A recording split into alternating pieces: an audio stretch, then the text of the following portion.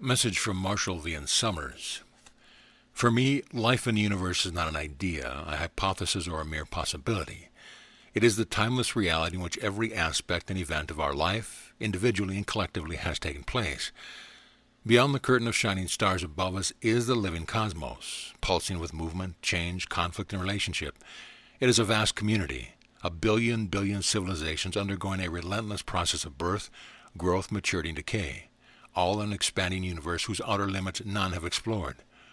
This community is governed by the quiet but pervasive presence of God, who billions of years ago sparked the creation of the manifest universe, offering form and separation to those who desired it. The forces of physics and evolution were set in motion. Life would evolve. And yet upon the creation of this universe, the Creator set in motion a plan to end separation and ultimately reunite all sentient life. This is the universe in which we have always lived, and this has everything to do with who we are, why we are here, and the future of the world. People ask how I know this. I know this because of the new message from God. For the last 30 years, I have walked a mysterious path, a journey of 1,000 steps. This path has led me and those with me to the greatest heights, to vistas where our future and destiny could be glimpsed with stunning clarity. It has also led me back down into the gullies and ravines of mundane life, where it was difficult to see the larger scope of the revelation being given to me. Navigating this landscape of the remarkable and the mundane has been my journey to take. Yet over countless miles, this mysterious journey has yielded something of the greatest magnitude for you, for others, and for all humanity. A new message from God has come into the world. This is a once-in-a-millennium event.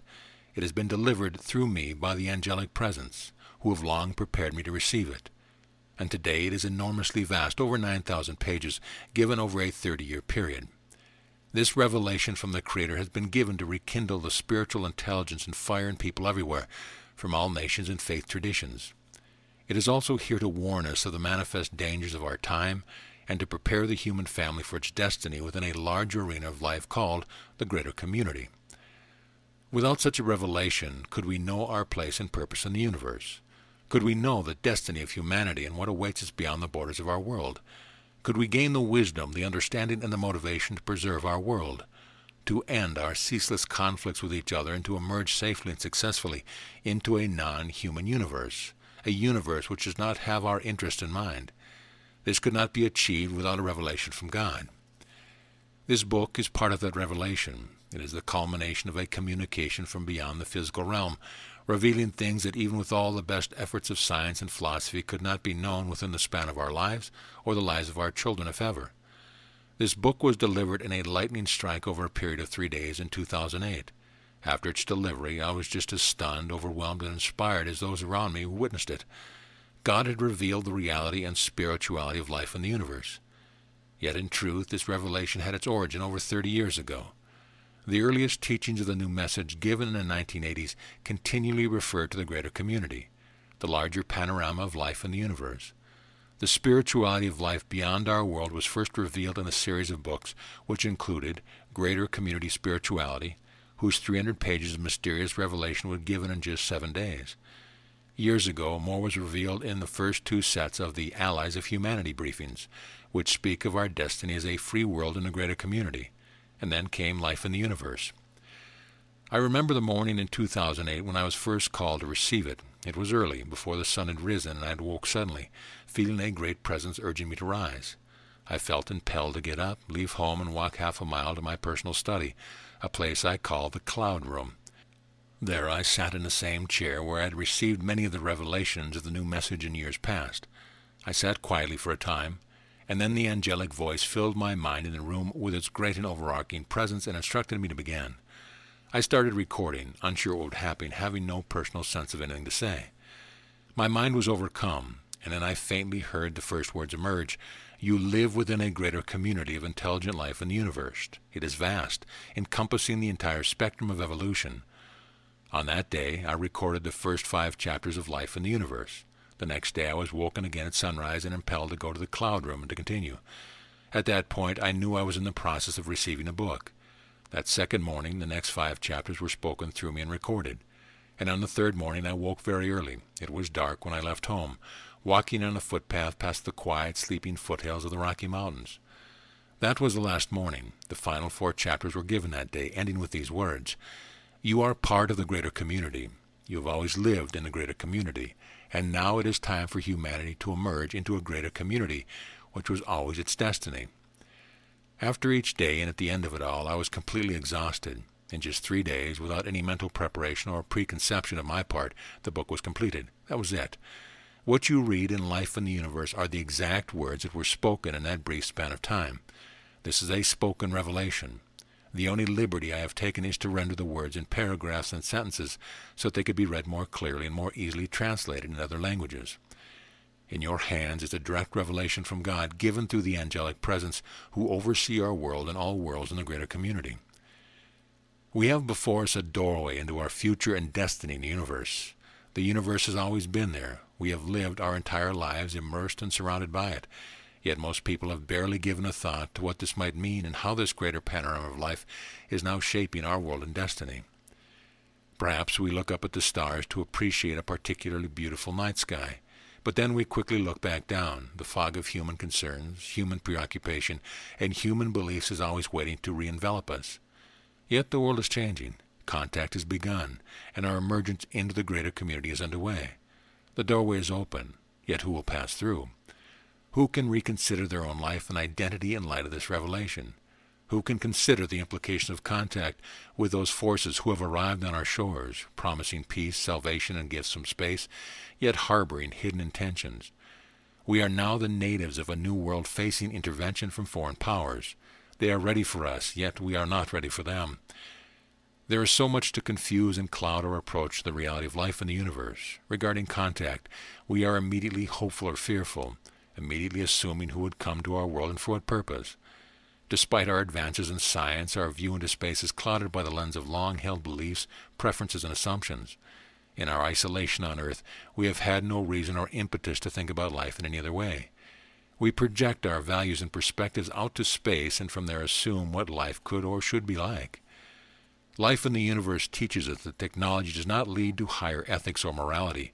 Though this truth has been clearly demonstrated in our own history, most people still prefer to entertain fantasies of enlightened space travelers arriving with pure altruism to offer salvation to a struggling humanity, or fears of predators and destroyers who come to wreak havoc with no limits. Both fantasies are far from reality. Life in the universe teaches us that as civilizations mature and become more technological, freedom often declines, if it ever existed to begin with. All advanced nations are in a constant and sometimes desperate search for resources. Technology does not free a nation from these resource requirements, but instead tends to increase them. There are limits to growth everywhere and for everyone. Rather than free you, excessive technology chains you to a cycle of depletion and dependency that ultimately leads to environmental collapse and subjugation in the universe. This is revealed in Life in the Universe. Much of this revelation runs against the grain of how we think about life. Yet what is the purpose of a revelation from God but to reveal, to correct, and to educate? God is certainly not bound by our beliefs, preferences, and assumptions, but only reveals what is truly needed for the welfare and advancement of humanity. Only God can be the source of a revelation about life in the universe. Who else but God could speak about what religion means in its thousands and millions of expressions, in countless societies, at different ends of the universe? Not even the most advanced society in space could have direct knowledge of these things. Without a revelation to prepare us for life in the universe, our freedom and sovereignty would be lost there. God knows this. That is why the new message from God has been given. Humanity stands at the threshold of space. Our environment is in decline. Our climate is becoming increasingly unstable. Our nations and religions are fractured, and the life-sustaining resources of Earth are being rapidly depleted. Intervention from forces in the universe is underway. Can you see what is at stake? Can you see our great need for God to speak again? The new message from God, of which life in the universe is a part, is an answer to the great needs prevailing in the world today. Part of its purpose is to protect humanity, to prepare us for contact, and to spark the awareness that we are one people with one destiny, stewards of a beautiful planet that is greatly valued by others beyond our shores. What else could finally bring an end to our ceaseless conflicts and pave the way for greater freedom, cooperation, and unity on Earth? We cannot be fighting each other if we are facing greater danger and adversity from the universe beyond. We cannot afford endless conflict over who will have access to the remaining resources of the world. We have great cause to unite for our own mutual survival, security, and well-being.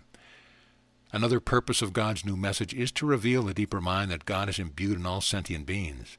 a deeper mind called knowledge. Knowledge represents the core of our spirituality, yet its presence is remarkably absent in many of the world's religious teachings. Through knowledge, God is calling each of us out of the darkness of our past into a new life of contribution, relationship, and self-realization. In the universe, religion is represented by greater community spirituality, an experiential and elemental spiritual force, and a reality that can be translated from one world to another free of culture, creation stories, hero worship, or the particular history of any tribe or group.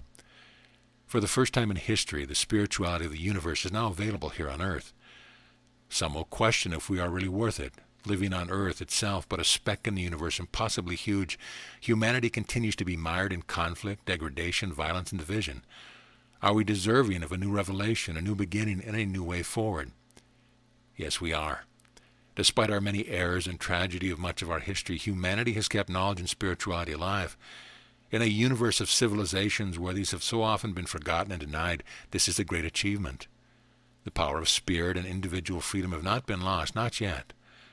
The impact of contact with the great community is complete. It can either completely overtake us or it can completely renew, strengthen, and unite us as never before. Which road will we take? The path of submission or the path of freedom and self-determination? Humanity has great promise. We are worthy of this new future, a future that will be unlike the past. Let us deliver upon the promise of humanity. Let us receive this revelation, realizing our great need and the great answer that has come.